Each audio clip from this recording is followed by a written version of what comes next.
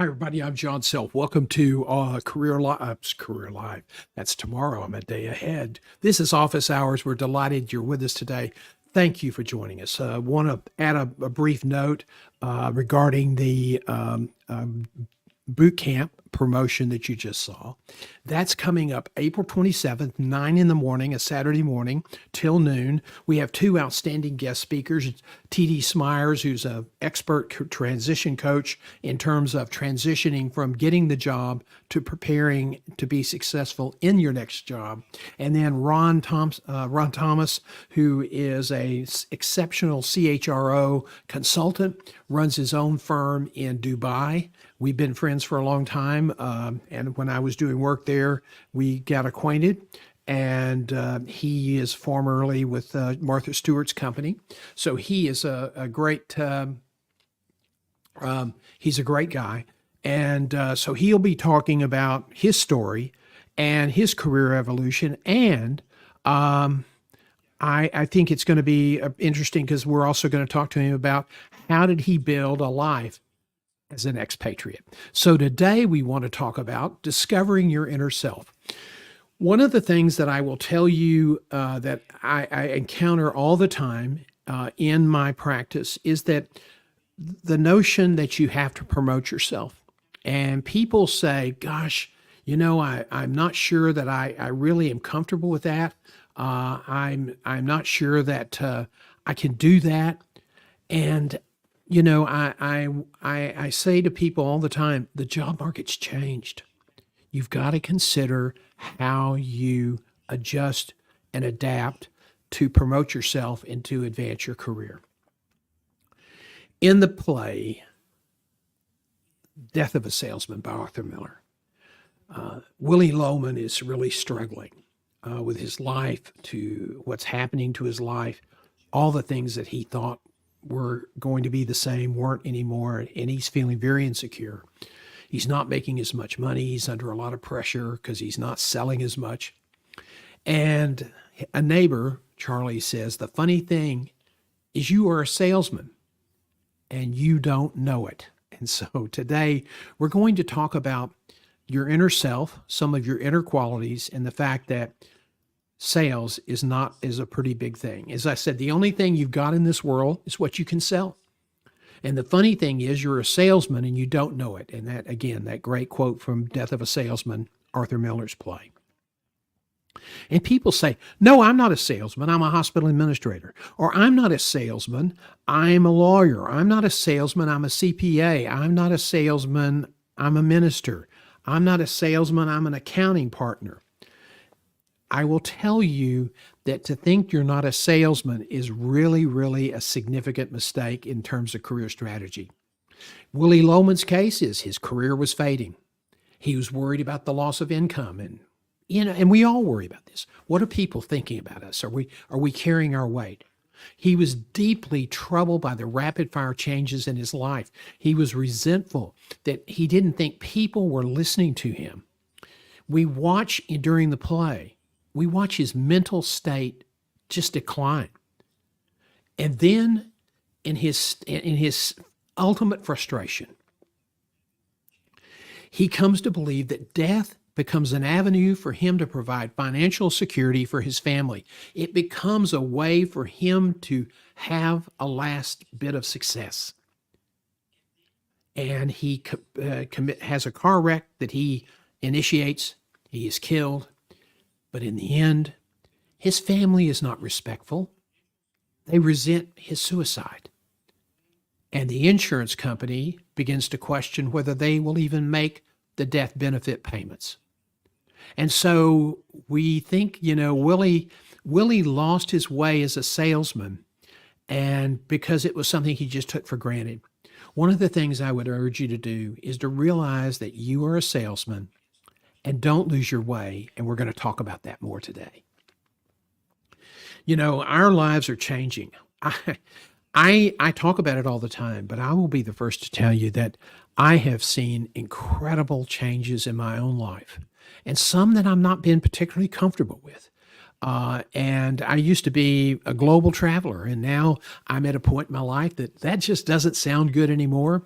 And I have certain limitations that, as you get more mature in your age, nice way to put it.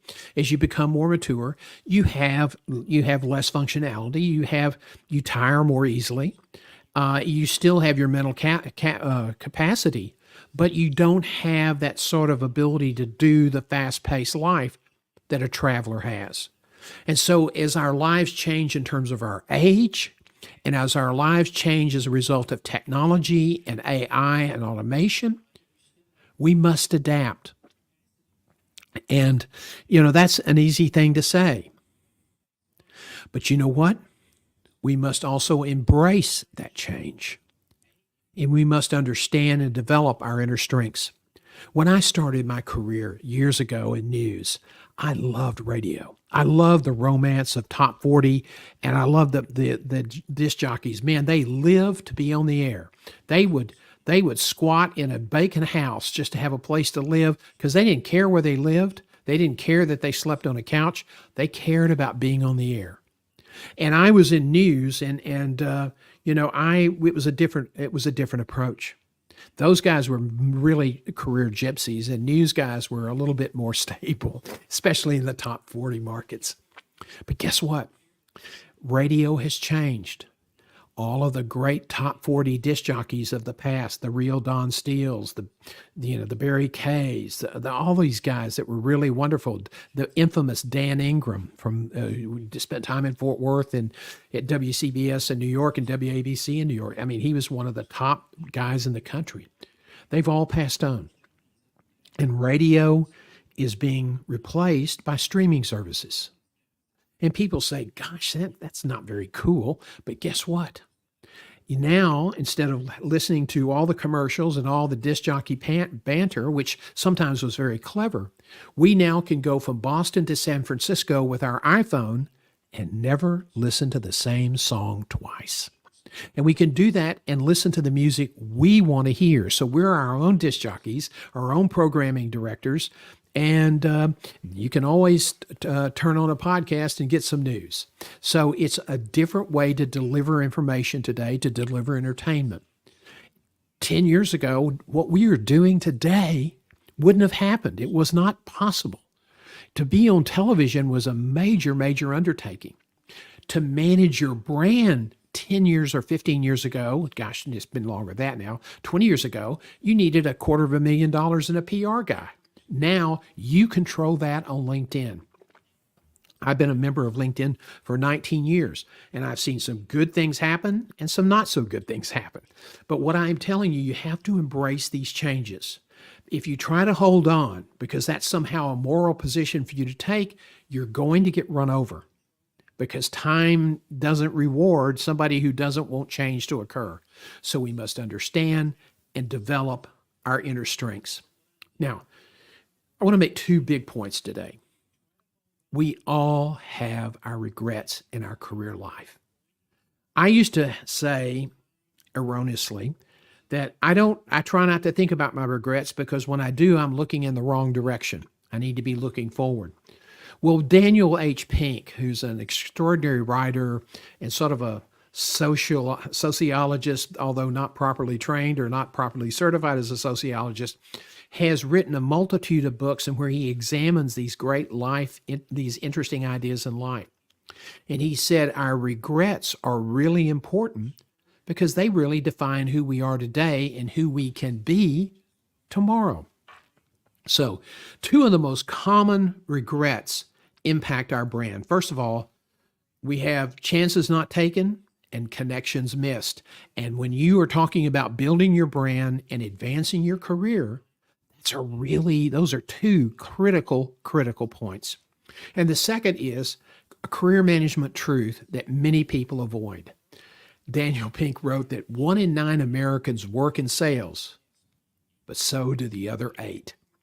And this is a huge issue that we don't really deal with. So when we talk about our career regrets, chances not taken, I really want you to think about this because we don't take chances because we're comfortable in our current situation. We're comfortable talking about change, but we're not necessarily comfortable taking the chance.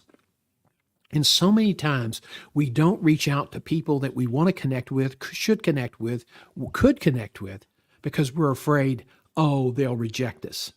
And that's a common problem. But most of the time you'll be surprised. So, one of the inescapable truths in our life is that nothing in life happens until someone sells something. When I left the news business and became a director of public relations at Herman Hospital in Houston, I quickly moved over into the role of launching and promoting their first air ambulance program, the second one in the country. We ran a big radio contest and a big promotion, and it was called Life Flight. And an employee at a competing hospital came up with that name, and it just irritated their CEO no end. But Larry Mathis is a great guy, and I always had a great laugh with him about that. He was one of the great healthcare leaders in the medical center during that era. And I learned very quickly that my life was no longer about reporting and being an observer and trying to get things right and being neutral. I was now an advocate for a program that our organization, the success of our organization, literally hung in the balance on how successful we were in promoting Lifeline. And I didn't think of myself as a salesman, but a friend, a person who became a great friend and a mentor, Phil Mayhew, a great Southern Louisiana, pardon the old phrase, Cajun. They used to call them coonasses. He said to me, everybody sells something. And I found this quote from Henry Ford, that nothing in life happens until someone sells something. You don't date the girl you really want to date until you sell her on the idea that you're a good guy and that she would have a good time with you. You don't make your friends in college. You don't build relationships in college that can, take you into the future unless you convince people and demonstrate to them, sell them that you're worthy of being a friend. And when you get into business, whether you're in the classic sales or marketing position or not, you still have to sell yourself to build a network internally, to build people who will support you and guide you and help you succeed. If you don't sell yourself, you will not be successful. And if you don't sell yourself and build a network in today's environment, when they do layoffs, you're probably going to be one of the people kicked to the curb. So selling yourself is so very, very important. It's not searchlights and free hot dogs and radio disc jockeys doing promotional on-air features at car dealerships. No, that's not what we're talking about. We're talking about selling your value, convincing people that you're trustworthy, that you're worthy of support. That's what it means. And in your career, you absolutely have to sell yourself. Because if you don't, if you think it's all going to be about just, oh, he did a good job, it's all about merit, it has something to do with it. But unless you sell yourself today, you're going to find yourself sidelined. So, if only, I hear this all the time, focusing on our jobs without focusing on our careers. If only I had accepted that the market was changing, I would be much better off today. There's a very capable CEO, and he's not a practicing hospital CEO anymore, but I still think of him that way. He was one of the top people I ever had the opportunity, the pleasure to work for. I won't use his name today, but he is now kind of semi-retired, living in South Carolina, and is one of the really, truly good guys that I met in my journey as a recruiter. He started off with Tenet, was a huge success. He then had a couple of changes and then got really screwed over by his boss, who took his job because the company was contracting. And so he then, in mid-50s, middle to late 50s, was trying to find another job. But he was old school, and his network of people, the contacts that he knew, were retired. He could never break through and get another job. And he once told me, we were sitting in a restaurant in New York, and he looked at me and he said, I The biggest mistake that I have made in my life was not networking. I didn't think I needed it, and it was such a big mistake. So, the second issue I want to talk to you about is not being intentional with building a relevant network. If only I had taken the chance to ask people to support me, if only I had taken the chance to say, can we build a relationship and help each other out? The networking is not one way. Networking starts off with you telling someone, I would like to connect with you because you have an interesting background. How can I help you? That's really an important starting phrase. If you go into networking thinking that it's all about you, getting you a job, getting your career to advance, all of those things, you're going to lose. That is a loser's formula for networking. It's all about helping other people. And it's all about taking the chance to ask. If I only had taken the chance, if I only had spent more time in networking. And then we're in the related thing, and really here we have two overlapping points: not being intentional related to networking, but then reluctant in making connections. If only I had reached out. And I think we all do this. I'm guilty of it too. Why would that person want to connect with me? I'm just an older guy, a coach in East Texas, who works from his condo studio, and nobody's going to want to connect with me. I have over 16,000 connections on LinkedIn. I've been on LinkedIn now 19 years. And I will tell you that a lot of those people connected with me when I was a recruiter because they thought they could get something out of the relationship. But the truth is, I've had so many people connect with me over the last 5 years that it's really been astounding. About 5,000 or 6,000 people just in the last 5 or 6 years. And now I'm not a recruiter anymore. Now I'm someone who is just committed to helping other people. So you connect with me, don't try to sell me something, because I'm not going to try to sell you anything. I'm going to put out content. I'm going to put out quotes in the morning to hopefully inspire you. I'm going to share with you what I'm reading, and I've got a big reading list. I'm here to help you grow. If you want to join us in our membership program, that's your decision. But I'm not going to send you out the 42,000 slam bash you in the face emails just to get you to join. We are here to help you, and part of that is we're reaching out. We're here to help. I have now come to the conclusion that I can probably make a phone call to just about any senior leader in the country, and they'll take my call, even though they may not know me personally. They know who I am. And they will take my call. And if I ask them to do something, they probably will succeed. I read an interesting woman in one of the live webinars. I believe it was the one that Matthew McConaughey ran, where they had 2 million people on the feed. And I forgot her name. I know who she is. I'm connected with her, but it just escapes me at the moment. One of those senior moments that you hear about. And if you haven't had one, when you get to be my age, you will. But she said, I started off afraid to ask people because I didn't feel like I was worthy. I didn't feel like I was important enough for anybody would want to talk to me.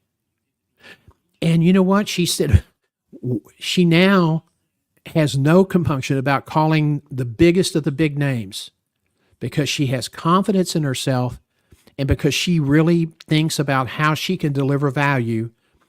And a lot of people appreciate that. When you think about all your regrets from your earlier life, I think about Dandy Don Meredith, who was a Dallas Cowboy quarterback. And one night in the broadcast booth, he used to do Monday Night Football with humble Howard Cosell and Frank Gifford. And Cosell, who was a unique sports guy. If you're a millennial, even an Xer, you probably don't remember him, but he was on ABC News, and ABC had the franchise for Monday Night Football. And Howard Cosell, they were talking about a game and they were trying to make it interesting, and it really wasn't. And Cosell said, if but this, and if that, but this. And finally, Don Meredith, there was a moment in the booth, and he said, Howard, if ifs and buts were candy and nuts, wouldn't we all have a Merry Christmas? And everybody died laughing. Cosell was furious, but then even he broke out in laughter. And I will tell you this, it's funny because it's true. If we always say, if I'd done this, but this happened, if I'd done this, I am a walking billboard for ifs and buts. But what I will tell you is that those are things that we all deal with, and we just have to be aware of it and keep powering through. Don't let those things become dominant in our lives. We all have bad habits. We all procrastinate. We all do all these other things. But you be aware of them and power through. And when it comes to your career, please, please think about the people that you want to connect with and think about how you can add value to their career and be a servant leader. I think the greatest thing in the world, not so much, is all these CEOs who say they're servant leaders and they're the most selfish, self-absorbed people I know. You are worthy. Even if you've been fired, there are people who like you, there are people who love you. You are worthy, and you have to walk the worthy walk. And so here are some recommendations I would like to make for you. Don't sell yourself short. Another thing that I'm really an expert at. But I'm learning, we're all evolving. And I used to think that I was not worthy of getting an appointment with one of the big name CEOs in California to talk about putting in a life flight helicopter program at his hospital in Los Angeles in the 1970s. He was in Long Beach. He was one of the most innovative, creative healthcare executives in that era, Don Carter. And with his associate Bill Loveday, we were able to put a program there. And they treated me like I was someone who'd been in the business. They treated me like they would any other vendor, with respect and courtesy as I treated them. But I didn't think at the time I was worthy. And I kept, oh my gosh, these guys are big name guys. And look at how they treated me. And as I continued in my career selling helicopters to hospitals, I learned that I had knowledge that they needed and that I had a unique perspective that they valued. And you'd be surprised. You dig down, you have things to offer as well. You know, somebody said, you weren't a good salesman. How were you successful? Part of the secret is to be enthusiastic about what you're trying to do, what your vision, mission, and values are, and to be supportive of other people and to be enthusiastic about that. It's infectious. So here's some more steps for success. Transformational change has arrived. It ain't going away. Okay? So embrace it. Listen to your heart and your brain, not to those who are stuck in the past. Okay? When I did business in the Philippines, I noticed an interesting phenomenon that it's an extraordinary city, but there is a lot of poverty. There's a lot of people who are just on the verge of poverty. And if somebody breaks out and it starts to achieve success, the impulse of the crowd was to grab them and pull them back. And it was called the crowd mentality. We don't want you to be successful because we're not successful. And yet there are people out there who will give you advice because they are uncomfortable doing anything bold, doing anything creative, and they will try to hold you back because they're stuck in the past. Don't allow that to happen. Transformational change has come.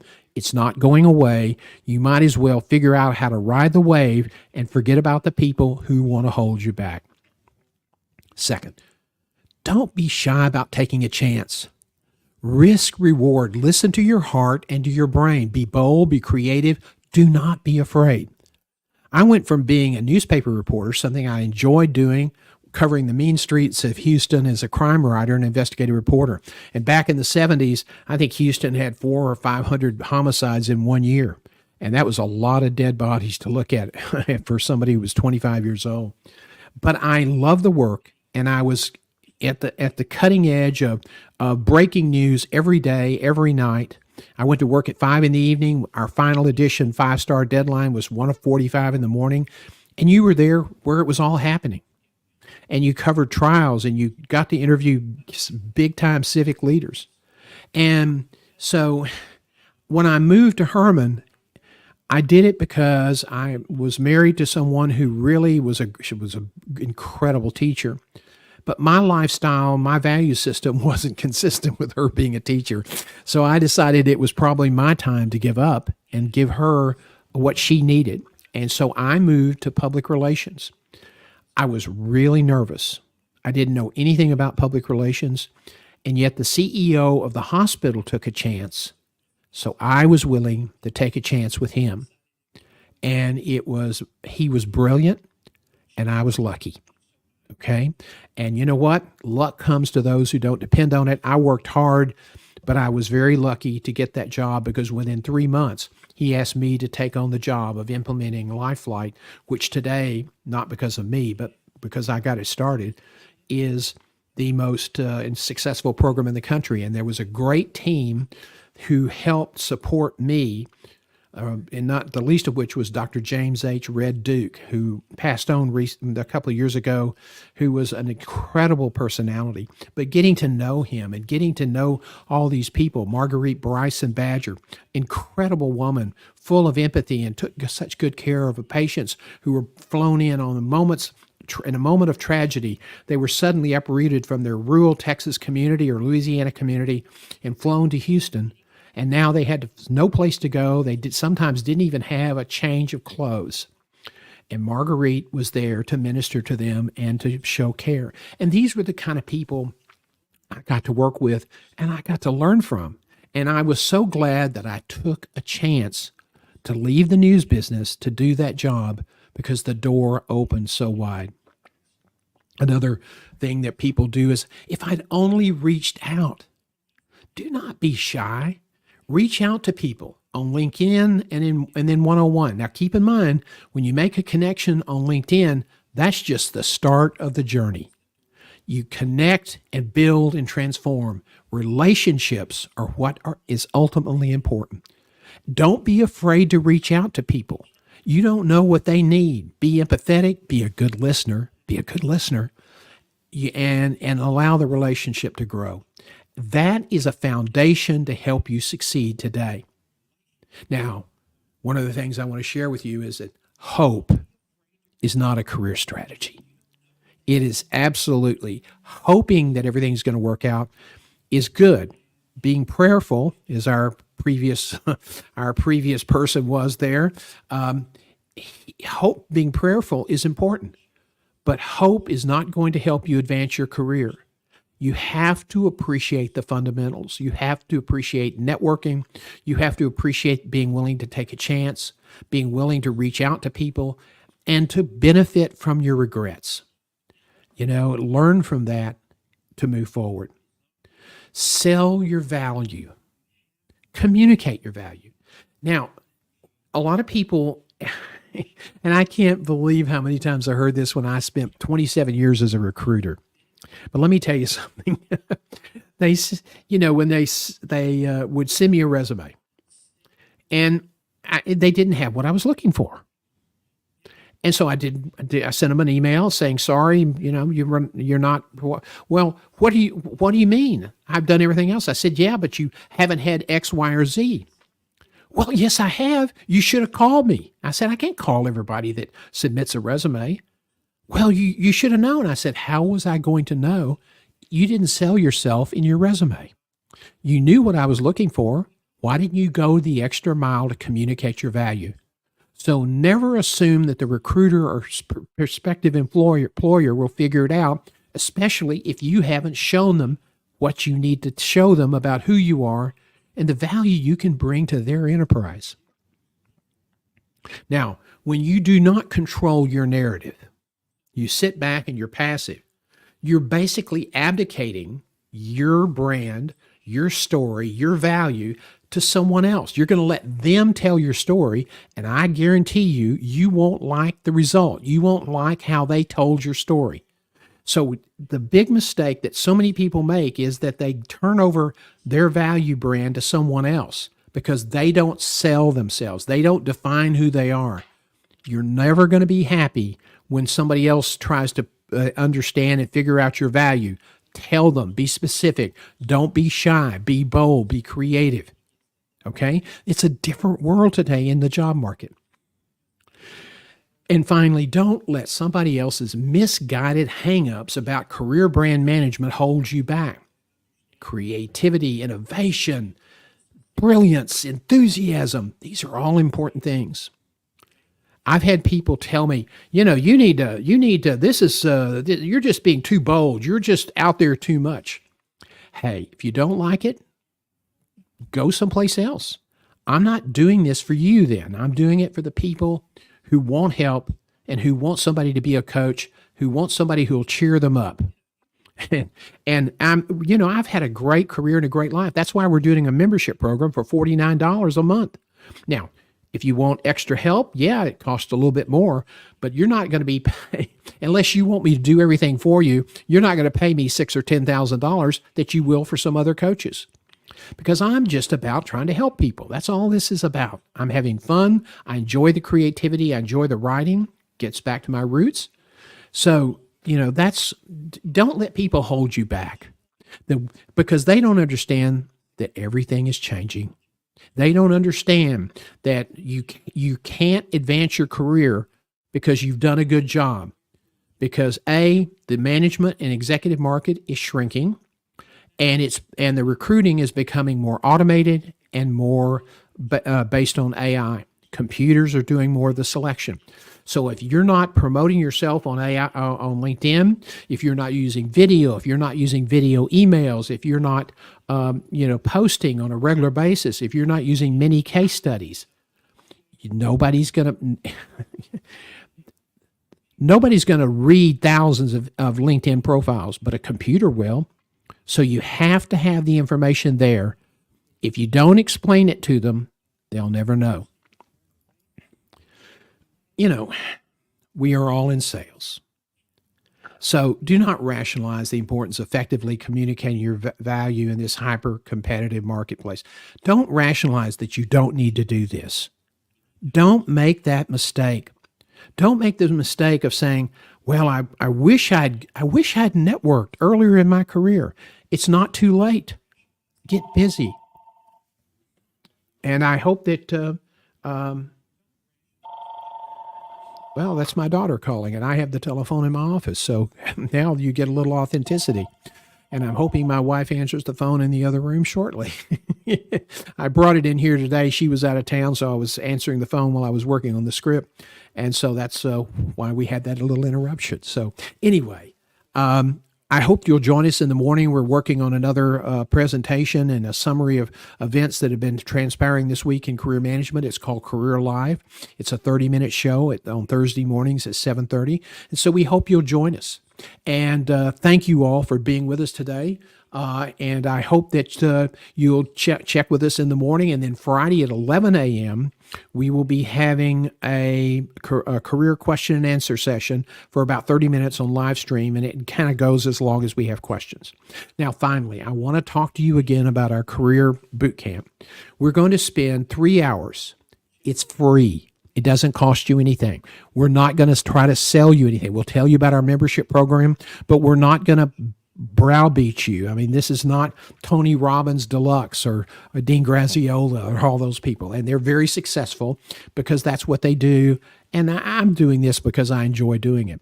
I'm not sitting there trying to make $10 million.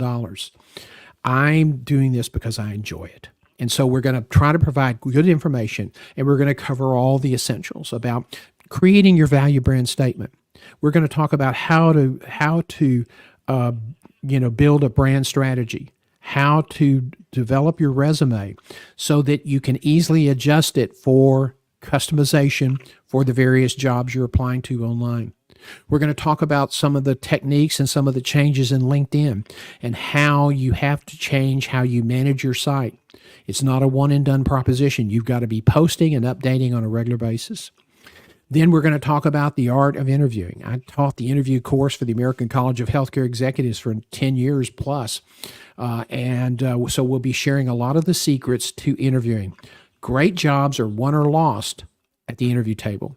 We'll also be spending time talking about career management, your eulogy project, and networking 3.0. 60% of the great jobs aren't listed online, and those jobs are filled through referral. And if you don't have a networking plan that's aligned with your career strategy, you may miss out on the job of your dreams. So those are the kinds of things we'll be covering. So we hope you'll join us. And Ron Thomas will be with us, and T.D. Smyers will be with us. And so we hope you will join us too. I want to thank you all for joining us today. I really do appreciate your being with us, and we hope that you will join us tomorrow at 7:30 in the morning for Career Live.